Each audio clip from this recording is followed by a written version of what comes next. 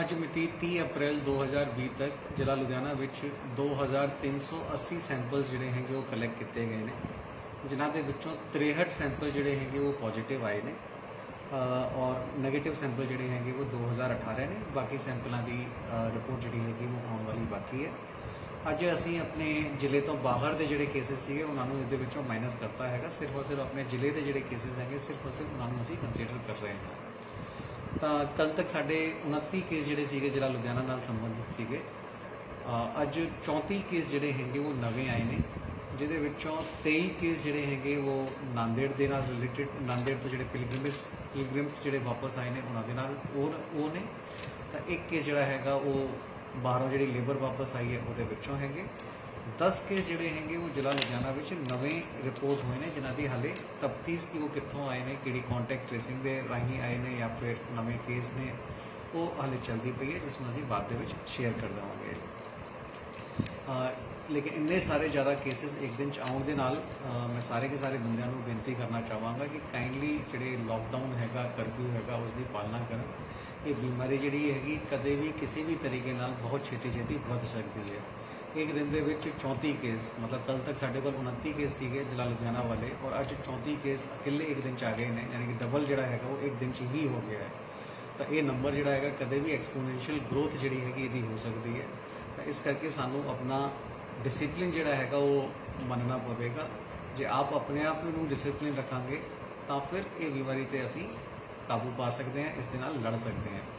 ਕਿਉਂਕਿ ਅੱਜ ਜਿਹੜੀ ਪਹਿਲੇ ਦਿਨ ਰਿਲੈਕਸੇਸ਼ਨ ਦੀ ਸੀਗੀ 7 ਵਜੇ ਤੋਂ 11 ਵਜੇ ਵਾਲੀ, ਆਮ ਤੌਰ 'ਤੇ ਕਈ ਥਾਵਾਂ 'ਤੇ ਵੇਖਿਆ ਗਿਆ ਕਿ ਲੋਕ ਜਿਹੜੇ ਸੀਗੇ ਉਹ 11:30 ਪੌਣੇ 12 ਵਜੇ ਤੱਕ ਵੀ ਬਾਹਰ ਘੁੰਮ ਰਹੇ ਸੀਗੇ। ਇਹ ਸਿਰਫ ਔਰ ਸਿਰਫ ਪੁਲਿਸ ਦੀ ਜ਼ਿੰਮੇਵਾਰੀ ਨਹੀਂ ਹੈਗੀ ਕਿ ਸਾਰੇ ਬੰਦਿਆਂ ਨੂੰ ਅੰਦਰ ਕਰਨਾ ਹੈ। ਅਸੀਂ ਜਦ ਇਸ ਚੀਜ਼ ਨੂੰ ਜਾਣਦੇ ਹਾਂ ਕਿ ਰਿਲੈਕਸੇਸ਼ਨ ਜਿਹੜੀ ਹੈਗੀ 7 ਵਜੇ ਤੋਂ 11 ਵਜੇ ਤੱਕ ਦੀ ਹੀ ਦਿੱਤੀ ਗਈ ਹੈ, ਤਾਂ 11 ਵਜੇ ਆਪ ਹੀ ਸਾਨੂੰ ਅੰਦਰ ਚਲਾ ਜਾਣਾ ਚਾਹੀਦਾ ਹੈ।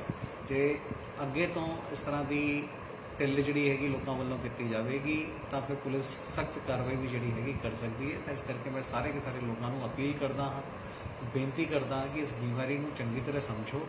ਇਸ ਬਿਮਾਰੀ ਨੂੰ ਜੇ ਤੁਸੀਂ ਚੰਗੀ ਤਰ੍ਹਾਂ ਸਮਝੋਗੇ, ਇਸ ਬਿਮਾਰੀ ਤੋਂ ਬਚਣ ਦੇ ਉਪਰਾਲੇ ਵੀ ਜਿਹੜੇ ਹੈਗੇ ਉਹ ਪਹਿਲਾਂ ਵੀ ਦੱਸੇ ਗਏ ਨੇ ਕਿ ਅਸੀਂ ਆਪਣੇ ਆਪ ਨੂੰ ਹੀ ਬਚਾਵਾਂਗੇ ਤਾਂ ਹੀ ਇਸ ਬਿਮਾਰੀ ਨੂੰ ਅਸੀਂ ਹਰਾ ਸਕਦੇ ਹਾਂ। ਕੋਈ ਹੋਰ ਨਾ ਦਵਾਈ ਇਸ ਦੀ ਹੈਗੀ, ਨਾ ਕੋਈ ਤਰੀਕਾ ਇਸ ਦਾ ਹੈਗਾ। ਇਸ ਨੂੰ ਹਰਾਉਣ ਦਾ ਸਿਰਫ ਔਰ ਸਿਰਫ ਇੱਕੋ ਹੀ ਤਰੀਕਾ ਹੈਗਾ ਕਿ ਅਸੀਂ ਇਸ ਬਿਮਾਰੀ ਨੂੰ ਲੈ ਕੇ ਨਹੀਂ ਆਉਣਾ, ਇਸ ਬਿਮਾਰੀ ਨੂੰ ਜਿੱਥੇ ਹੈਗੀ ਉੱਥੇ ਹੀ ਪਏ ਰਹਿਣ ਦੇਣਾ ਹੈ। ਅਸੀਂ ਆਪਣੇ ਆਪ ਨੂੰ ਸੇਫ ਰੱਖਣਾ ਹੈ। ਤਾਂ 7 ਤੋਂ 11 ਵਜੇ ਤੱਕ ਦੀ ਜਿਹੜੀ ਢਿੱਲ ਸੀਗੀ ਅੱਜ ਦੀ, ਉਹ ਅੱਗੇ ਵੀ ਹਾਲ ਦੀ ਘੜੀ ਜਾਰੀ ਰਹੇਗੀ। ਲੇਕਿਨ ਇਹਦੇ ਵਿੱਚ ਮੈਂ ਇਹ ਕਲੀਅਰ ਕਰਨਾ ਚਾਹਾਂਗਾ ਕਿ ਕੋਈ ਵੀ ਬੰਦਾ ਮਾਰਕੀਟ ਦੇ ਵਿੱਚ ਸਾਮਾਨ ਖਰੀਦਣ ਦੇ ਲਈ 7 ਵਜੇ ਤੋਂ 11 ਵਜੇ ਦੇ ਵਿਚਕਾਰ ਆਪਣੀ ਗੱਡੀਆਂ ਦੀ ਵਰਤੋਂ ਨਹੀਂ ਕਰ ਸਕਦਾ। ਜਿਹੜੇ ਬੰਦਿਆਂ ਨੂੰ ਆਲਰੇਡੀ ਪਰਮਿਟ ਪਾਸ ਵਗੈਰਾ ਮਿਲੇ ਹੋਏ ਨੇ, ਭਾਵੇਂ ਉਹ ਆਫਿਸ ਜਾਣ ਵਾਸਤੇ ਮਿਲੇ ਹੋਣ, ਭਾਵੇਂ ਇੰਡਸਟਰੀ ਵਿੱਚ ਜਾਣ ਵਾਸਤੇ ਮਿਲੇ ਹੋਣ, ਭਾਵੇਂ ਬੈਂਕ ਵਿੱਚ ਜਾਣ ਵਾਸਤੇ ਮਿਲੇ ਹੋਣ, ਭਾਵੇਂ ਹਸਪੀਟਲ ਜਾਣ ਵਾਸਤੇ ਮਿਲੇ ਹੋਣ, ਕਿਸੇ ਵੀ ਚੀਜ਼ ਦੇ ਵਾਸਤੇ ਜਿਸ ਬੰਦੇ ਨੂੰ ਪਾਸ ਮਿਲਿਆ ਹੋਇਆ ਹੈ, ਕੇਵਲ ਔਰ ਕੇਵਲ ਉਹੀ ਬੰਦਾ ਜਿਹੜਾ ਹੈਗਾ ਇਸ ਟਾਈਮ ਦੇ ਦੌਰਾਨ ਆਪਣੇ ਦਫ਼ਤਰਾਂ ਨੂੰ ਜਾਂ ਆਪਣੀ ਜਿਹੜੀ ਵੀ ਥਾਂ 'ਤੇ ਉਹਨੂੰ ਜਾਣਾ ਹੁੰਦਾ ਹੈ, ਉਸ ਥਾਂ ਨੂੰ ਜਾਣ ਲਈ ਵਹੀਕਲ ਦੀ ਵਰਤੋਂ ਕਰ ਸਕਦਾ ਹੈ। ਆਮ ਆਦਮੀ ਜਿਹੜਾ ਹੈਗਾ ਕੇਵਲ ਔਰ ਕੇਵਲ ਪੈਦਲ ਹੀ ਜੋ ਵੀ ਕਾਊਂਟਰ ਦੇ ਵਿੱਚ ਸਾਮਾਨ ਖਰੀਦਣ ਵਾਸਤੇ ਜਾਣਾ ਹੈ ਜਾ ਸਕਦਾ ਹੈ। ਇਹ ਘਰੋਂ ਸਿਰਫ ਇੱਕ ਬੰਦਾ ਜਾਊਗਾ, ਇੱਕ ਬੰਦੇ ਤੋਂ ਵੱਧ ਨਾ ਜਾਵੇ। ਦੂਜਾ ਜਿਹੜਾ ਇਸ਼ੂ ਹੈਗਾ ਉਹ ਅੱਜ ਕੁਝ ਲੋਕਾਂ ਨੇ ਸਵਾਲ ਸਾਨੂੰ ਕੀਤਾ ਸੀਗਾ ਕਿ ਕਿਹੜੀਆਂ ਦੁਕਾਨਾਂ ਜਿਹੜੀਆਂ ਹੈਗੀਆਂ ਇਸ ਵੇਲੇ ਖੁੱਲ੍ਹੀਆਂ ਹੋਈਆਂ ਨੇ। ਤਾਂ ਉਹਦੇ ਵਿੱਚ ਮੈਂ ਕਲੀਅਰ ਕਰਨਾ ਚਾਹਾਂਗਾ ਕਿ ਅਸੀਂ ਸਿਰਫ ਔਰ ਸਿਰਫ ਉਹੀ ਦੁਕਾਨਾਂ ਜਿਨ੍ਹਾਂ ਨੂੰ ਅਸੀਂ ਆਲਰੇਡੀ ਪਰਮਿਸ਼ਨ ਜਾਂ ਪਰਮਿਟ ਦਿੱਤਾ ਹੋਇਆ ਹੈ, ਕੇਵਲ ਔਰ ਕੇਵਲ ਉਹ ਦੁਕਾਨਾਂ ਜਿਹੜੀਆਂ ਹੈਗੀਆਂ ਇਸ ਵੇਲੇ 7 ਵਜੇ ਤੋਂ 11 ਵਜੇ ਤੱਕ ਕਾਊਂਟਰ ਸੇਲ ਕਰ ਸਕਦੀਆਂ ਹਨ ਔਰ 11 ਵਜੇ ਤੋਂ ਸ਼ਾਮੀ 7 ਵਜੇ ਤੱਕ ਹੋਮ ਡਿਲੀਵਰੀ ਦਾ ਜਿਹੜਾ ਕੰਮ ਹੈਗਾ ਉਹ ਕਰ ਸਕਦੀਆਂ ਹਨ। ਸਵੇਰੇ 7 ਵਜੇ ਤੋਂ 11 ਵਜੇ ਦੇ ਵਿਚਕਾਰ ਕੋਈ ਵੀ ਹੋਮ ਡਿਲੀਵਰੀ ਅਲਾਉ ਨਹੀਂ ਕੀਤੀ ਜਾਵੇਗੀ ਔਰ 11 ਵਜੇ ਤੋਂ 7 ਵਜੇ ਤੱਕ ਕੋਈ ਵੀ ਕਾਊਂਟਰ ਸੇਲ ਜਿਹੜੀ ਹੈਗੀ ਉਹ ਅਲਾਉ ਨਹੀਂ ਕੀਤੀ ਜਾਵੇਗੀ। ਤਾਂ ਇਹ ਜਿਹੜੀ ਵੀ ਕਾਊਂਟਰ ਸੇਲ ਹੈਗੀ ਉਹ ਸਵੇਰੇ 7 ਵਜੇ ਤੋਂ 11 ਵਜੇ ਤੱਕ ਹੋਣੀ ਹੈ ਔਰ 11 ਵਜੇ ਤੋਂ 7 ਵਜੇ ਸ਼ਾਮੀ 7 ਵਜੇ ਤੱਕ ਹੋਮ ਡਿਲੀਵਰੀ ਹੋ ਸਕਦੀ ਹੈ। ਥੋਕ ਦੀ ਦੁਕਾਨਾਂ ਜਿਹੜੀਆਂ ਅਸੀਂ ਪਰਮਿਟ ਕੀਤੀਆਂ ਸੀਗੀਆਂ ਪਹਿਲਾਂ, ਉਹ ਸਿਰਫ ਸ਼ਾਮੀ 11 ਵਜੇ ਤੋਂ 7 ਵਜੇ ਤੱਕ ਹੀ ਖੁੱਲ੍ਹ ਸਕਦੀਆਂ ਹਨ ਔਰ ਥੋਕ ਦੀ ਦੁਕਾਨਾਂ ਜਿਹੜੀਆਂ ਹੈਗੀਆਂ ਆਪਣਾ ਸਾਮਾਨ ਜਿਹੜਾ ਹੈਗਾ ਰਿਟੇਲ ਦੀ ਦੁਕਾਨਾਂ ਤੱਕ ਪਹੁੰਚਾਉਣ ਦੇ ਵਾਸਤੇ ਜ਼ਿੰਮੇਵਾਰ ਹੋਣਗੀਆਂ।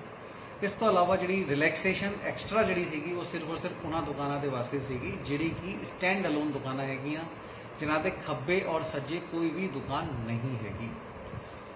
ਕਲੀਅਰ ਕਰ ਦੇਵਾਂ, ਖੱਬੇ ਔਰ ਸੱਜੇ ਕੋਈ ਦੁਕਾਨ ਨਹੀਂ ਹੈਗੀ, ਇਕੱਲੀ ਦੁਕਾਨ ਜਿਹੜੀ ਹੈਗੀ ਉਹ ਦੁਕਾਨਾਂ ਨੂੰ ਅਸੀਂ ਖੋਲ੍ਹਣ ਵਾਸਤੇ ਪਰਮਿਸ਼ਨ ਦਿੱਤੀ ਹੈਗੀ। ਔਰ ਇਸ ਤੋਂ ਇਲਾਵਾ ਜਿਹੜੇ ਗੇਟਡ ਰੈਜ਼ੀਡੈਂਸ਼ੀਅਲ ਕਲੋਨੀਜ਼ ਹੈਗੀਆਂ ਉਹਦੇ ਵਿੱਚ ਜਿਹੜੀਆਂ ਦੁਕਾਨਾਂ ਹੈਗੀਆਂ ਉਹਨਾਂ ਨੂੰ ਖੋਲ੍ਹਣ ਦੀ ਪਰਮਿਸ਼ਨ ਦਿੱਤੀ ਹੈਗੀ। ਇਹ ਸਟੈਂਡ ਅਲੋਨ ਦੁਕਾਨਾਂ ਤੇ ਰੈਜ਼ੀਡੈਂਸ਼ੀਅਲ ਕਲੋਨੀਜ਼ ਦੇ ਅੰਦਰ ਜਿਹੜੀਆਂ ਰੈਜ਼ੀਡੈਂਸ਼ੀਅਲ ਗੇਟਡ ਕਲੋਨੀਆਂ ਦੇ ਅੰਦਰ ਜਿਹੜੀਆਂ ਦੁਕਾਨਾਂ ਹੈਗੀਆਂ ਇਹ ਵੀ ਸਵੇਰੇ 7 ਵਜੇ ਤੋਂ 11 ਵਜੇ ਤੱਕ ਹੀ ਖੁੱਲ੍ਹ ਸਕਦੀਆਂ ਹਨ। ਇਸ ਤੋਂ ਇਲਾਵਾ ਮੈਂ ਜਿਵੇਂ ਪਹਿਲਾਂ ਦੱਸਿਆ ਸੀਗਾ ਕਿ ਕਾਈਂਡਲੀ ਲੋਕ ਜਿਹੜੇ ਹੈਗੇ ਡਿਸਿਪਲਿਨ ਦੇ ਵਿੱਚ ਰਹਿਣ। ਇਹ ਰਿਲੈਕਸੇਸ਼ਨ ਜਿਹੜੀਆਂ ਦਿੱਤੀਆਂ ਜਾ ਰਹੀਆਂ ਹਨ ਉਹ ਤੁਹਾਡੇ ਡਿਸਿਪਲਿਨ ਨੂੰ ਪਾਸਟ ਦੇ ਵਿੱਚ ਦੇਖਦੇ ਹੋਏ ਹੀ ਦਿੱਤੀਆਂ ਜਾ ਰਹੀਆਂ ਹਨ। ਹੁਣ ਸਾਡੇ ਵੱਲੋਂ ਕੋਈ ਇਸ ਤਰ੍ਹਾਂ ਦੀ ਕਾਰਗੁਜ਼ਾਰੀ ਨਾ ਕੀਤੀ ਜਾਵੇ ਕਿ ਇਹ ਜਿਹੜੀਆਂ ਰਿਲੈਕਸੇਸ਼ਨਸ ਦਿੱਤੀਆਂ ਜਾ ਰਹੀਆਂ ਹਨ ਉਹਨਾਂ ਨੂੰ ਵਿਡਰਾਅ ਕਰਨਾ ਪੈ ਜਾਵੇ। ਤਾਂ ਇਸ ਕਰਕੇ ਕਾਈਂਡਲੀ ਸਾਰੇ ਕੇ ਸਾਰੇ ਲੋਕਾਂ ਨੂੰ ਬੇਨਤੀ ਹੈ ਕਿ ਇਹਨਾਂ ਦੀ ਪਾਲਣਾ ਕरें ਔਰ ਜਿਹੜੀ ਰਿਲੈਕਸੇਸ਼ਨ ਸਰਕਾਰ ਵੱਲੋਂ ਦਿੱਤੀ ਜਾ ਰਹੀਆਂ ਨੇ, ਗਾਈਡਲਾਈਨਸ ਦਿੱਤੀਆਂ ਜਾ ਰਹੀਆਂ ਹਨ ਉਹਨਾਂ ਦੀ ਪਾਲਣਾ ਕਰਨ। ਇੱਕ ਹੋਰ ਅੱਜ ਵੱਡਾ ਡਿਵੈਲਪਮੈਂਟ ਜਿਹੜਾ ਹੈਗਾ ਉਹ ਇਹ ਹੈਗਾ ਕਿ ਗਵਰਨਮੈਂਟ ਆਫ ਇੰਡੀਆ ਵੱਲੋਂ ਮਾਈਗ੍ਰੇਟਰੀ ਜਿਹੜੇ ਲੋਕ ਹੈਗੇ ਉਹਨਾਂ ਦੇ ਵਾਸਤੇ ਨਵੀਂ ਗਾਈਡਲਾਈਨਸ ਜਿਹੜੀਆਂ ਹੈਗੀਆਂ ਉਹ ਜਾਰੀ ਕੀਤੀਆਂ ਗਈਆਂ ਹਨ। ਉਸ ਗਾਈਡਲਾਈਨ ਦੇ ਮੁਤਾਬਕ ਜੇ ਦੋਨੋਂ ਸਟੇਟ ਯਾਨੀ ਕਿ ਜਿਹੜਾ ਸਟੇਟ ਦੇ ਵਿੱਚ ਇਸ ਵੇਲੇ ਮਾਈਗ੍ਰੇਟਰੀ ਪੋਪੂਲੇਸ਼ਨ ਹੈਗੀ ਜਾਂ ਉਹ ਵਾਲਾ ਸਟੇਟ ਜਿੱਥੋਂ ਉਹ ਬਿਲੋਂਗ ਕਰਦਾ ਹੈ, ਜੇ ਦੋਨੋਂ ਸਟੇਟ ਜਿਹੜੇ ਹੈਗੇ ਇਸ ਚੀਜ਼ ਦੇ ਉੱਤੇ ਐਗਰੀ ਕਰਦੇ ਨੇ ਕਿ ਲੇਬਰ ਜਿਹੜੀ ਹੈਗੀ ਇੱਕ ਥਾਂ ਤੋਂ ਦੂਜੀ ਥਾਂ ਦੇ ਵਾਸਤੇ ਜਾ ਸਕਦੀ ਹੈ। ਮੈਂ ਇਸ ਵਿੱਚ ਰਿਪੀਟ ਕਰਨਾ ਚਾਹਾਂਗਾ ਕਿ ਦੋਨੋਂ ਸਟੇਟਾਂ ਨੇ ਅਪਰੂਵਲ ਦੇਣੀ ਹੈ, ਭੇਜਣ ਵਾਲੀ ਸਟੇਟ ਨੂੰ ਵੀ ਅਪਰੂਵਲ ਦੇਣੀ ਹੈ ਔਰ ਜਿਹੜੀ ਸਟੇਟ ਦੇ ਵਿੱਚ ਉਹ ਬੰਦੇ ਪੁੰਜਣਗੇ ਉਸ ਸਟੇਟ ਨੇ ਵੀ ਇਸ ਦੇ ਵਿੱਚ ਜੇ ਪਰਮਿਸ਼ਨ ਦਿੰਦੀ ਹੈ ਤਾਂ ਹੀ ਅਸੀਂ ਇਸ ਤਰ੍ਹਾਂ ਦੀ ਮੂਵਮੈਂਟ ਜਿਹੜੀ ਹੈਗੀ ਉਸ ਨੂੰ ਕੰਡੀਸ਼ਨਲ ਤੌਰ ਤੇ ਅਲਾਉ ਕਰਾਂਗੇ। ਉਸ ਦੇ ਵਾਸਤੇ ਇੱਕ ਪ੍ਰੋਸੀਜਰ ਜਿਹੜਾ ਹੈਗਾ ਉਹ ਬਣਾਇਆ ਜਾ ਰਿਹਾ ਹੈ।